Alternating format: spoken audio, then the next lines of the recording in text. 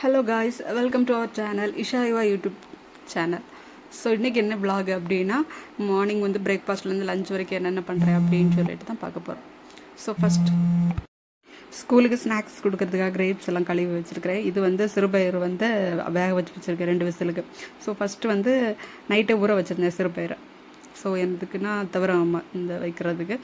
So கடாயை எடுத்து அடுப்பில் வச்சுட்டு அப்புறம் சூடானதுக்கப்புறம் நம்ம எண்ணெய் ஊற்றிக்கலாம். எண்ணெய் காஞ்சதுக்கப்புறம் கடுகு போடணும். கடுகு, காஞ்ச மிளகா, கருவேப்பிலை போட்டுட்டு கொஞ்சமாக பூண்டு வந்து சிதைச்சி அதில் போட்டுக்கணும். அதுக்கு பிறகு உள்ளி போட்டுக்கலாம். பெரிய உள்ளி போட்டு நல்லா வதக்கிக்கணும். உள்ளி நல்லா வதங்கினதுக்கப்புறம் நம்ம வந்து அப்புறம் சிறுபயிறு வேக வச்சு வச்சுருக்கேன்ல, அந்த வேக வச்சு வச்சுருக்க சிறுபயிரை நம்ம அதில் வந்து போடணும். போட்டுட்டு அதில் கொஞ்சம் இப்போ தண்ணி இருக்கும் லைட்டாக. வேக வச்சும்போது நம்ம ஒழுங்காக அது வடிக்கலைன்னா அதில் கொஞ்சம் தண்ணி ஈரப்பதம் இருக்கும். ஸோ அந்த ஈரப்பதம் போகிற வரைக்கும் நம்ம வந்து அந்த சிறுபயிரை வந்து கொஞ்சம் அப்படியே வதக்கிக்க வேண்டியதான். அதுக்கப்புறம் நம்ம வந்து தேங்காய் வந்து நான் திருவி வச்சுருக்க தேங்காயில் கொஞ்சமாக வந்து மிளகா பொடி காரத்துக்கு, அதுக்கப்புறம் மஞ்சள் பொடி போட்டு அப்புறம் வந்து தேவையான அளவு உப்பு போடணும். உப்பு போட்டுட்டு நல்லா அந்த இது தேங்காவை நல்லா பிசைஞ்சு இந்த இதில் சிறுபயிறு இருக்குல்ல, அந்த சிறுபயிரை அதுக்கு கூட போட்டு நல்லா மிக்ஸ் பண்ணிக்கலாம். மிக்ஸ் பண்ணிட்டோன்னா அது வந்து அவ்வளோதான் சிறுபயிறு தவிர.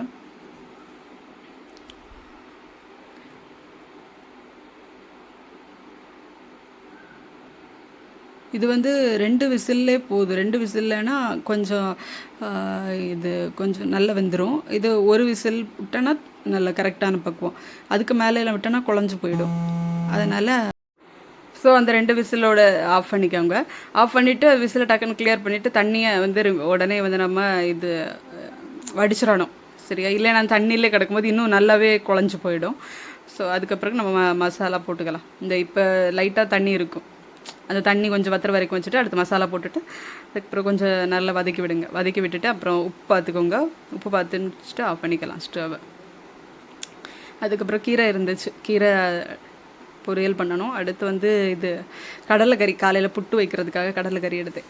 ஸோ இதில் வந்து எப்படின்னா கொஞ்சமாக எண்ணெய் ஊற்றணும். பாத்திரத்தில் எண்ணெய் ஊற்றிட்டு இந்த தேங்காய் இருக்குல்ல, தேங்காவை கொஞ்சம் நல்லா கோல்டன் கலரில் வறுத்துக்கணும். ஸோ வறுத்து முடிச்சுட்டு அதுக்கப்புறம் நம்ம வந்து மிளகாப்பொடி வந்து ஒரு ஸ்பூனாக, அதுக்கப்புறம் வந்து மல்லிப்பொடி வந்து ஒரு 1.25 ஸ்பூன் அளவுக்கு போட்டுக்கோங்க.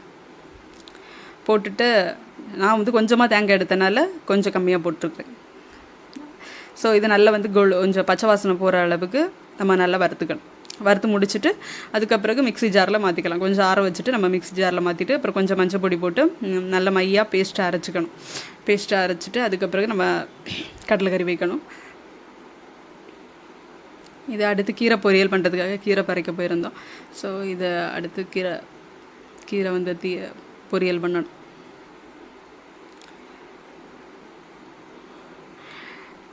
இப்போ கொஞ்சம் அந்த மசாலாவுக்கு கூட கொஞ்சம் மஞ்சள் பொடி போட்டு அப்புறம் நல்லா அரைச்சிட்டு அதுக்கப்புறம் ஒரு கடாயில் கொஞ்சமாக எண்ணெய் ஊற்றி கிராம்பு, பட்டை, ஏலக்காய், அதுக்கப்புறம் அந்த பிரியாணி இலை இருக்குல்ல, இந்த இலை கொஞ்சம் போட்டுட்டு தாளிச்சிட்டு அப்புறம் வந்து பெரிய உள்ளி இருக்குல்ல, அதை வந்து சின்ன சின்ன பொடிசாக கட் பண்ணி வச்சுருக்கணும். அதை போட்டு நல்லா வதக்கிக்கணும்.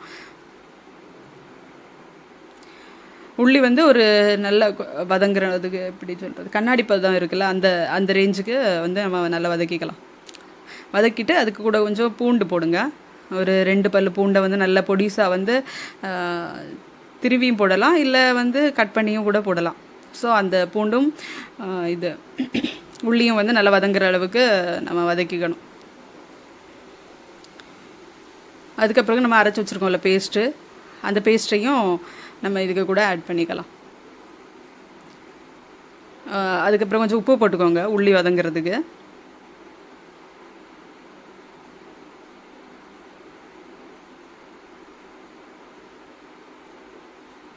பூண்டு நான் வந்து இப்போ தான் கட் பண்ணிகிட்ருக்கிறேன்.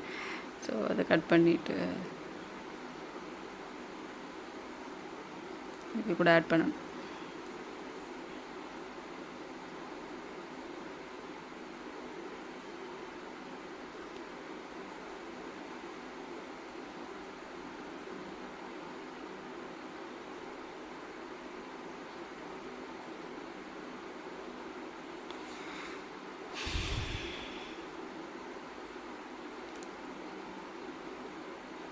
இப்போ நான் அந்த அரைச்சி வச்ச பேஸ்ட் இருக்குல்ல, இதை வந்து இப்போ நான் அது கூட ஆட் பண்ண போகிறேன்.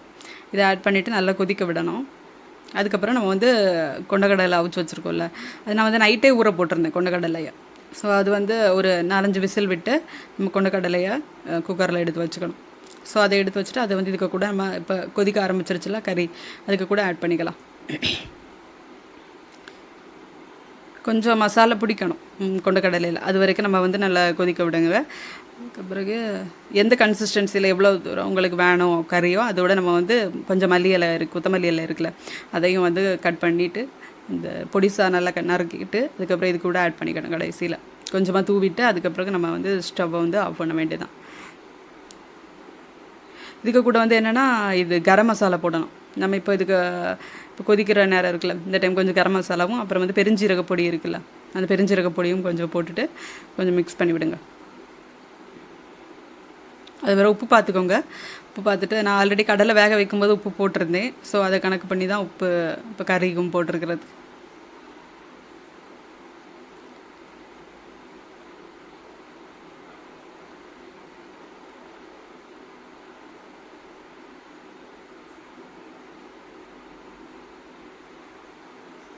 ஸோ அவ்வளோதான். இப்போ நல்ல மசாலா கொதிக்குதில்ல, கொஞ்சம் பச்சை வாசனை மசாலா போகிற வரைக்கும் நம்ம கொதிக்க விட்டுட்டு அதுக்கப்புறம் ஸ்டவ் ஆஃப் பண்ணிக்கலாம். இது வந்து கடலைக்கறி ரெசிபி. ஸோ நீங்களும் இதை ட்ரை பண்ணி பாருங்கள், நல்லதாக இருக்கும். நீங்களாம் வந்து உங்கள் வீட்டில் என்ன சமையல் பண்ணீங்க இன்றைக்கி, அதை வந்து எனக்கு கமெண்ட் பண்ணுங்கள். ஸோ இந்த நிறைய பேர் சப்ஸ்கிரைப் பண்ணாமல் பார்த்துட்ருக்கீங்க. ஸோ அவங்களும் வந்து வீடியோஸ் சப்ஸ்கிரைப் பண்ணுங்க. அப்புறம் பிடிச்சிருந்தால் லைக் பண்ணுங்கள், ஷேர் பண்ணுங்கள், கமெண்ட் பண்ணுங்கள். நீங்கள் எல்லாம் பிரேக்ஃபாஸ்ட் என்ன ரெசிபி கொடுப்பீங்க, பிரேக்ஃபாஸ்ட் என்ன பண்ணுவீங்க, அப்புறம் லஞ்சுக்கு ஸ்கூலுக்கு என்னென்ன கொடுத்து விடுவீங்க அப்படின்னு சொல்லிட்டு கமெண்ட் பண்ணுங்கள்.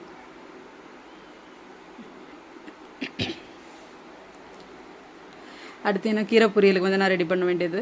ஸோ கீரையும் இது வந்து என்னென்னா ஆல்ரெடி கீரை ரெசிபி நான் இது ஷேர் பண்ணியிருக்கிறேன். ஸோ சின்ன உள்ளியை நல்ல நீள வாக்கில் கட் பண்ணிவிட்டு அப்புறம் கடுகு கருவேப்பிலை காஞ்ச மிளகா போட்டு தாளிச்சிட்டு அப்புறம் சின்ன உள்ளி அப்புறம் கீரையும் போட்டு நல்லா வதக்கிக்கணும். அதுக்கப்புறம் தேங்காய் பேஸ்ட்டு போட்டு அரைச்சிருக்கேன். குறைன்னு அரைச்சிருக்கேன். தேங்காய், ஜீரகம், பூண்டு அப்புறம் வந்து கொஞ்சம் மிளகா பொடி போட்டு அரைச்சி வச்சுருக்கேன். ஸோ அதையும் இதுக்கு கூட ஆட் பண்ணி கீரை பொரியல் உப்பு போட்டு ரெடி ஆகிடுச்சு. இது வந்து புட்டு, இது வந்து குட்டி குட்டி கிண்ணா இருக்குல்ல அதில் வந்து வச்சுருக்குவேன். ஸோ மாவு எல்லாம் போட்டாச்சு, தேங்காயும் போட்டிருக்கேன். ஸோ இதை வந்து இட்லி பாத்திரத்துக்கு உள்ளே வச்சு நம்ம வந்து ஸ்டீம் பண்ண வேண்டியதான். ஸோ இது பிரேக்ஃபாஸ்ட்டுக்கு.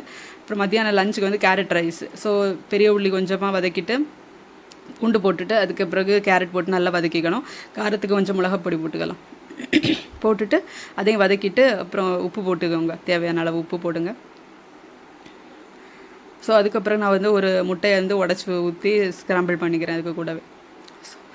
ஸோ பண்ணி முடிச்சுட்டு அதுக்கப்புறம் நம்ம வந்து ரைஸை ஆட் பண்ணிக்கலாம்.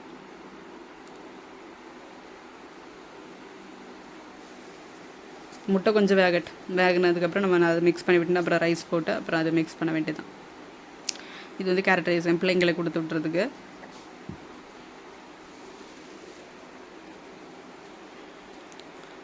காரம் கொஞ்சம் தேவை அப்படின்னா பெப்பர் லாஸ்ட்டில் தூவிக்கோங்க.